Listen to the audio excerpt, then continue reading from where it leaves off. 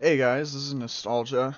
Back for a little video here. I'm just going to show off a lightning sorc I put together recently, and I'm going to kind of talk about the thought process and the build and kind of what I use it for a little bit.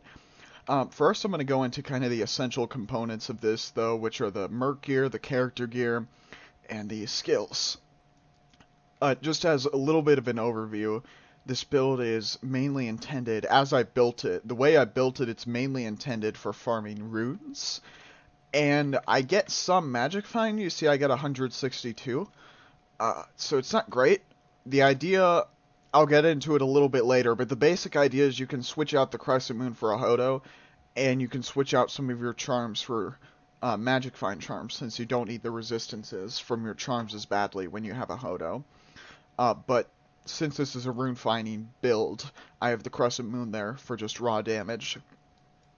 If anyone's watching who's curious about this, I just want to make this build and put it together and see if I can, how effective it is. Just see if with the gear I could make to kind of farm runes off of Chaos and maybe Worldstone and Pits are also actually rather decent options. You can run Bale rather decently on this character. I don't have a Griffin's Eye, so I've kind of just done the best I could to make this build work without the Griffin's Eye. But as you probably know, if you're watching this, it's extremely valuable to have a Griffin's Eye on this build. It is, um, I mean, I've heard some people say that, like, well, you could do really well without it, and you can, and that's what I'm going to show off in this video. But it is extremely good if you can get a Griffin's Eye. You can get to, with a faceted Griffin's, you can get up to minus 25% enemy lightning res. That is absolutely huge. Especially if you're using a Hodo instead of a Crescent Moon. That is crucial, actually, pretty much, to have that extra minus lightning res, even with an Infinity. I should also mention that the way I farm on this build, in the way that it's mainly rune finding focused, Infinity is basically required. But that's kind of the general idea of this character. So I'm going to get into the essential components of it, the merc gear, the character gear, and the skills. And then we're going to do a little bit of a run. I'm going to show it off in Chaos here. The merc gear right now, he's level 93, so his resistances are not terrible. So I can get away with using a treachery on this character. If you have a little bit lower of a level merc and he needs the resistances a little bit more, you can always put like a fortitude on him if you have that option available to you. Um, if you don't have a fortitude and you kind of need better resistances on the merc, you could literally just put like a smoke on him. Prudence, if I remember right, has all resistances, and it's a fairly decent budget option. It also has repair on it, so you could put it in ethereal armor and use it like on your actual character. You probably wouldn't use it on this character though. It has like enhanced defense, faster hit recovery, and all resist, and you can have a repair F since the rune word itself comes with repair. Getting into the weapon, like I said, this is a lightning sorceress. Infinity is required, really.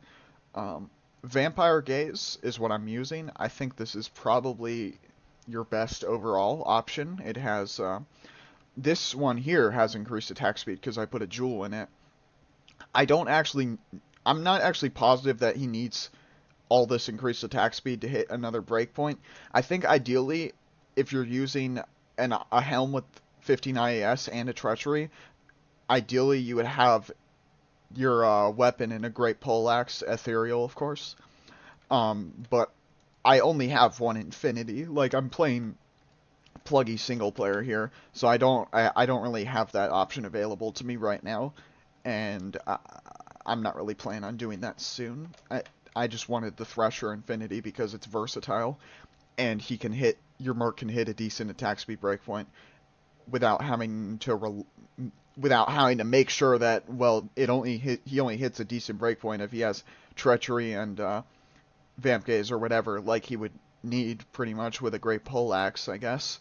Well, I'm pretty sure that's how it works anyway. I don't know all of the little ins and outs of merc attack speed breakpoints. I just have a general idea of it, but I'm not going to go, like, I don't know all of the little details of that, so I'm not going to go too in depth. of it, or to it. But if you have your Infinity and a Great Poleaxe, then you want a fair bit of attack speed on your Merc, is how I understand it. What you could also do is you could have like a Fortitude and an Andes Helm. Uh, you don't have to, this isn't like the Pit Circer build, so you can kind of put whatever on your Merc. You don't have to worry about putting cold damage on him. The Pit Circer is really the only build where that applies, other than Necromancer build, of course, because of Corpse Explosion. But you can have a Fortitude and an Andes, although I like to take this build into Chaos and Veil runs, so unless you're only doing mainly pit runs, you probably your very best setup is either going to be Treachery and Vamp Gaze, or Fortitude and Vamp Gaze, essentially, depending on how badly he needs the res. Okay, so getting into the main gear, like I said, I don't have a Griffin, so I'm relying on Crescent Moon here to get my minus light res on top of what I get from Infinity to deal with lightning immunes, or mobs that are normally lightning immune before Infinity more easily. This, you can see it has, it's Crescent Moon, it has minus 35 to enemy lightning res. If you're wondering, that's the only thing you get out of this weapon, is minus 35% enemy lightning res. It is extremely good, and it's just, you'll have to see it on player 7. It's stupid good, this item. But that's the only thing you get out of this weapon, is the minus 35 to enemy light res. Pretty much, at least. I mean, the mana per kill is something, because, you don't have an Insight Merc, so you need, mana is a little bit harder. Basically, this Sorc is level 93, so if you have a little bit of a higher level Sorc, you can have more points into Warmth, and that mana per kill will become irrelevant if your Sorc is, say, like level 96 or 97. Okay? Getting into the rest of the gear, I'm using an Ormus Robes. Like I said, this is rune farming focused setup, so this is the damage option. So you can see 3 to Lightning Ormus with Facet in it. This isn't a great Facet. I only have a minus 3 plus 4 Facet in here. It was originally a plus 14% lightning scale damage Ormus. If you don't have this, then I would probably use Chains of Honor on this character as your next best thing if you don't have a Lightning Ormus. If you do have a Lightning Ormus and you're planning on farming runes on this thing, I would stick a Facet in it. But Chains of Honor is a very good option. 2 to all skills is very nice for damage, and you get a ton of all resistances from that, and it's just an amazing overall armor. Damage reduction from the Burr rune in Chains of Honor and so forth. It's a really amazing option. For the helm, I'm trying to get a little bit of Magic Find because I am hitting areas that still can drop good items, so I wanted to use a Shaco. Since I don't have Griffin's Eye and I don't have a Circlet with 3 to Lightning Scales and 20 FCR, this is just kind of a no-brainer for me. Really, if you don't have Griffins, I would just use a Shaco. Getting to my amulet, you can see I hit 120 FCR. So having an amulet like this actually isn't quite necessary. You can have any caster amulet, but if it doesn't have at least 12 faster cast rate, then you need 10 FCR from a ring, okay? And if you're just using whatever caster amulet and it doesn't have at least 12 FCR, then yeah, if you can get some resistances on that FCR ring, a second FCR ring, I should say, because if you're using the similar gear to what I'm using and you're not using a Griffin, you're going to be using at least 1 caster amulet already, and that's even with a perfect, or not completely perfect, but a 35 spirit and arachnid mesh. So if you don't have that at least 12 FCR amulet, then you're going to be using 2 FCR rings instead of just 1. What you could do with my setup is you could make it slightly less rune finding focused and a little bit more unique and set item focused by replacing this with like a Neggle ring or a magic ring with over 30 magic find. Just some sort of ring with a lot of MF, basically, is what you could do if you have an amulet with high cast rate. Okay?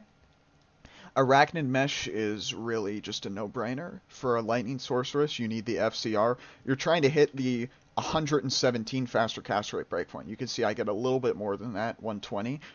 I had 2 FCR rings here before, but I started using this amulet on this setup, so I was able to have that more FCR and switch out this what was the second FCR ring here for a Soj. But if you don't have an Arachnid Mesh, it's going to be a little bit harder to hit your FCR breakpoints, especially if you're not using Griffin's Eye. Especially, I should say, if you're not using Griffin's Eye and you're using Crescent Moon. That makes it so that you have to get FCR from pretty much all of your other gear pieces. It's slightly easier if you're using a Viper Magi because it has 30 to FCR. I should also mention that's actually a reasonable option for this build. Is for the rune finding version of this build is a Viper Magi with a facet in it that gets you some decent damage from the 1 to all skill in the facet, as well as all res and 30 FCR. It's a really viable armor, and if you do use a Viper Magi on this build, I would just up it to a Wormhide, especially if you're planning on using an armor spell. I don't typically, just because I like to play Glass Cannon. That's just how I build my characters. But you could totally put a point into an armor spell. You can see I don't even have any points in Coldtree here. War Travelers, again, just to get a little bit of Magic Find. It's not really a unique and set finding focus build, but I'm trying to get a little bit of Magic Find where it doesn't hurt me too much to get Magic Find, basically. The only major problem with how I have it set up is that my Fire Res is in the can, basically, and my Lightning Res isn't that great either. So what you could do is you could use Alder's Boots on this build, and you could switch out the Soj for something with Fire and Lightning Res. So you could do that, and you can make this build quite a lot more defensively strong. That's a totally viable option. On Switch, you have your standard CTA Spirit. Okay. For gloves, I would use Tranks, unless you don't need the cold res. If you don't need this cold res, or if it's just not doing that much for you, you can see I'm using that quite a lot. I mean, it's kind of hard to see because the text is over it, but you could see this takes me from 34 to 64 cold res. If the cold res you don't need it, you don't need the cold res from this, then Mage Fist is just an automatic choice. You can double up it to Crusader Gauntlets because you're going to need 156 strength for your spirit anyway. If I remember right, a Crusader Gauntlets takes 151 strength. So if you have a bunch of extra runes laying around and you don't need like the extra Lem rune or whatever it is to up a Mage Fist into a Crusader Gauntlets after upping it already into Battle Gauntlets, then I would, you could just do that if you want more defense. It's not really a big deal, of course, because this is a sorceress, and, it's a lightning sorceress. You can just kind of stand back and shoot at stuff, and you're not having to worry as much about your defensive characteristics. Okay, going to the inventory, I have 6 lightning scalers. I actually have some decent ones, as you can see. I got kind of lucky on that. If you're having trouble on resistances, you can swap some of these out for, all res, Grand Charms, and Small Charms. Okay, you can also swap them out for Small Charms with Magic Find on them if you want to turn this build into a little bit more of an MF focused setup. But I just have it on a rune finding focused version, so I have my skillers just stacked through my inventory, except for Geeds, actually. This is actually quite a nice Geeds. You could replace this one. If you want to go even more rune finding than I'm going, then you can sacrifice this Geeds for another lightning skiller, which I actually happen to have more. But I just wanted to get a little bit of MF, like a half decent amount on this character, just because, like I said, I'm hitting Chaos Pits and Worldstone Keep and Bail runs on this character, so I like to have a little bit of MF just because I'm hitting those areas where some nice items can drop. Standard Torch Annie I have here, and then I have some hit recovery charms and all resistance. I think I actually don't need one of these hit recovery charms, but I don't know. I was playing around with this build a little bit. It's not a huge deal. I can swap one of them out later. I think I might have just had this charm on because it just had the lightning res. If I remember correctly, you just need your spirit and one faster recovery charm to hit a decent FHR breakpoint. Either way, the spirit itself already gets you to a decent FHR breakpoint. I was kind of playing around with the inventory. I was just trying to get my res up mainly from these small charms, as you can see. But that's the idea. The main thing is, like, if you want to go a bit more defensive than me, and you're not as worried about MF, you're just trying to farm runes, switch out the main thing is switching out the war traps with Alder's Boots, because they have 50 life, which, you know, that'll get boosted by your battle orders, and also the 50, mainly the 50 fire res. Well, I think I should say it's mainly, I think it's 40 to 50 fire res on Alder's Boots. I mean, if you have that much of this other gear that I have, then you might have a 50 Alders. So I would just use that if you have it and you're not as worried about the MF. Okay, so now we're going to get into the skills a little bit here. If you want to play more defensively than I do, which I play this build pretty much in a glass cannon sense, you can have a point in your armor spell of choice. I would just put one in Frozen Armor because it only costs you one skill point, and you, like, even after maxing out all your synergies for lightning, you probably want to put a few extra points in warmth just to keep your mana regen going pretty well, because that does get annoying occasionally. So if you want an armor spell, I would just put one into Frozen Armor. Personally, I don't put any here just because I play really offensively, and that's just how I like to play the build and really the game in general. But in fire spells, just like I said, also just one in warmth, and after you max your lightning, your synergies for lightning, then start putting more points into warmth. So that's what I would do with sort of the rest of your skill points after maxing that out. But the majority of your points are going to go here into the lightning tree, so you're going to have one in static, telekinesis, and teleport, as with any sorceress build. As far as I'm aware, you would want to have those points in these three. The point in static field is actually helping you out because you need Nova for synergy to lightning. So lightning gets synergy from charge bolt and chain lightning, as you can see, and also, of course, lightning mastery is obviously important. So you're maxing out your lightning damage, and that's, other than having your teleport, that's the only other thing you're doing here in the lightning tree. And that uses up all of your points pretty quickly in the lightning tree here. You could see I still need one more level to have another point into Nova to have a fully synergized lightning.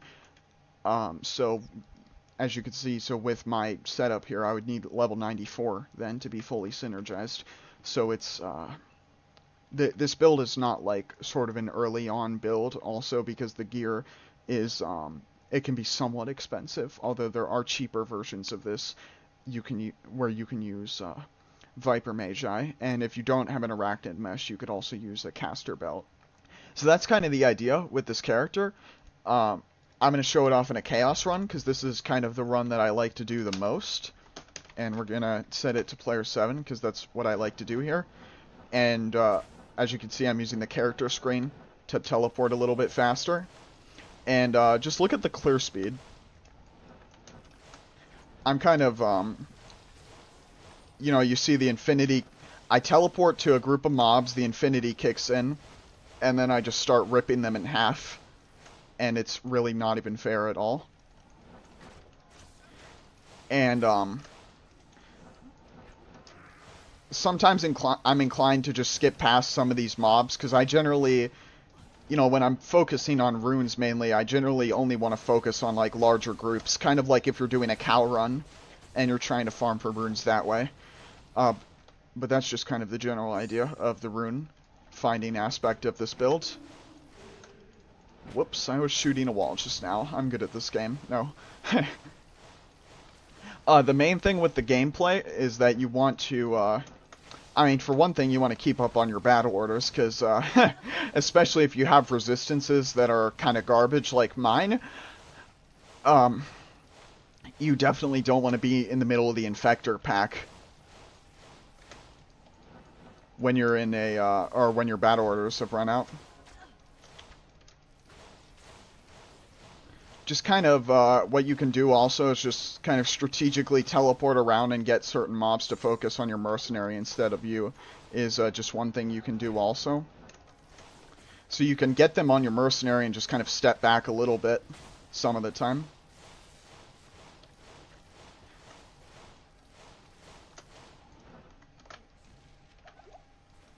This, the way I have it set up specifically, I am a little bit defensively weak is the only thing. But, like I said, there's a number of workarounds you can use for that. You can kind of work on your resistances a little bit. You could put a fortitude on your mercenary instead of treachery, which actually you could argue maybe I should do here, because he is taking a fair bit of damage. I just don't want him to die in the middle of the video, so I'm trying to be extra careful. Let's see how fast this, yeah. Yeah, the lightning immune, originally lightning immune boss packs don't really last very long, oftentimes, unless they're lightning immune after infinity. But as you can see, the, as I was saying, actually, I got kind of sidetracked there. The main aspect of this gameplay you're focusing on, other than the battle orders, is just having mobs, like, line up in a straight line, so you can hit them all at once with your lightning. And that's maximizing your DPS, maximizing your, runes per hour.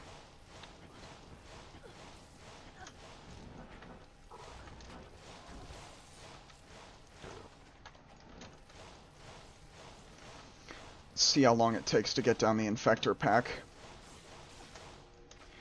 And if you have 13 fire res like I do, you probably want to step back for this one. Oh, goody. Yep. I gotta let my Merc handle this one, because... Why is he lightning immune after infinity? So he has lightning enchanted, which gives him 75% lightning res, but he also has spectral hit, which might give him more elemental res on top of that, I think is probably why.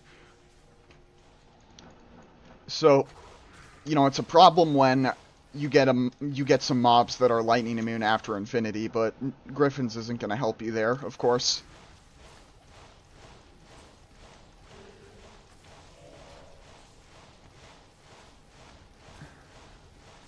But as you can see, this build does clear out quite nicely.